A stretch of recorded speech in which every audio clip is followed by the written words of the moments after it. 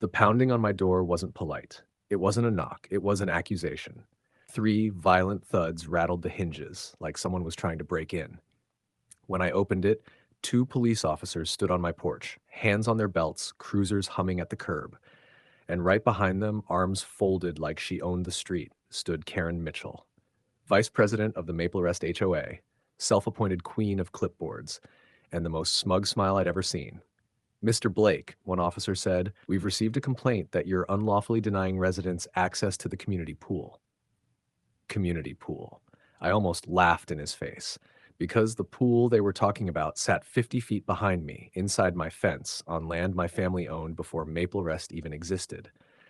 A pool my grandfather built with his own hands in 1965, long before Karen ever discovered the thrill of bullying people with laminated rules.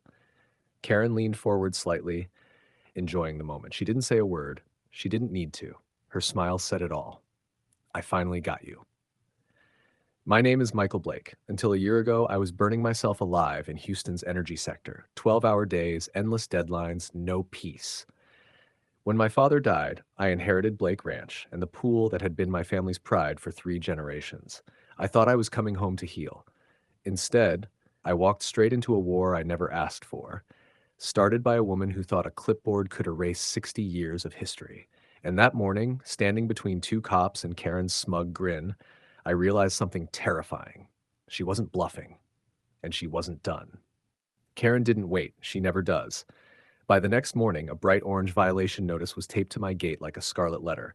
Failure to provide community pool access, $500 per day. I stared at it, half impressed by the audacity. She wasn't just lying anymore. She was documenting the lie, building a paper trail of fiction and hoping fear would do the rest. 2 days later, she showed up in person. Same press slacks, same oversized sunglasses, same clipboard hugged to her chest like it gave her authority over gravity itself. "Mr. Blake," she said sweetly, "we need to discuss compliance." I told her calmly, too calmly, that the pool was private, built in the 1960s, deeded, taxed, documented. Facts, history, reality. She laughed, a short, sharp laugh. "The HOA maps say otherwise," she replied, "and maps don't lie." That's when I understood something important. Karen didn't care what was true. She cared about what people believed. By the end of the week, the notices multiplied. Unauthorized fencing, improper pool aesthetics, unauthorized gatherings. Apparently, me sitting by the water with iced tea was now a crime. Then came the real stunt. I came home Friday evening to find a brand new sign bolted to my fence. Maple Rest Community Pool Rules. Hours. Restrictions. HOA permits required. She didn't just claim my pool. She branded it. Neighbors started asking questions. Some believed her. Some paid fees for years and suddenly realized they'd been paying for a lie. Karen had turned intimidation into spectacle. What she didn't realize was this. Every fake fine, every false sign, every lie she told was tightening the noose around her own neck. Quick reminder. If this story has you hooked, like, share, and subscribe so you don't miss what happens next. Karen thought paperwork was power. She'd never met real evidence. I stopped reacting and started collecting. Old deeds, county plats, tax records stretching back further than Karen's entire reign of terror. But the real turning point didn't come from a filing cabinet. It came from history. An elderly neighbor named Ray showed up one evening with a shoebox. Inside were yellowed newspaper clippings from the late 1960s. One headline stopped my breath cold. "Local bricklayer builds family pool on private ranch property." There was my grandfather, cigarette tucked behind his ear, standing proudly beside the very pool Karen claimed didn't belong to us. Then my attorney friend Emma Porter got involved. She took one look at Karen's notices and laughed. Actually laughed. "Michael, this isn't an HOA dispute. This is fraud." At the county records office, the truth hit like a hammer. Certified plats showed Maple Rest's boundary ending a quarter-mile before my fence. The HOA had never owned the pool. Not once. Not ever. But Karen's lie had grown legs. Glossy flyers started circulating around the neighborhood. Maple Rest Phase 2 expansion. Front and center? My pool. Photoshopped, renamed, promised to investors as an HOA amenity.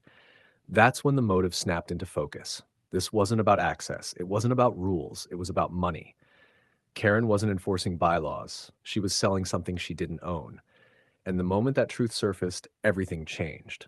Because now, I wasn't just defending a pool. I was about to expose a scheme.